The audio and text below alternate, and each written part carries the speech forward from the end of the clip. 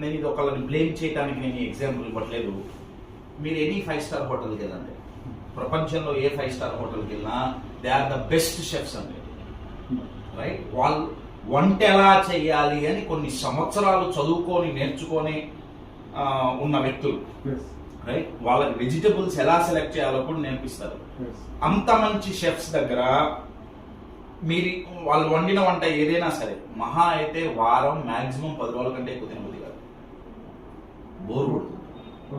కానీ ఇంట్లో అదే వెజిటబుల్స్, అదే మసాలా, అదే మార్కెట్కి వెళ్ళి పట్టుకొచ్చిన మనల్ని ప్రేమించిన వాళ్ళు వండి పెడితే ఆ రుచి వేరుంటుంది.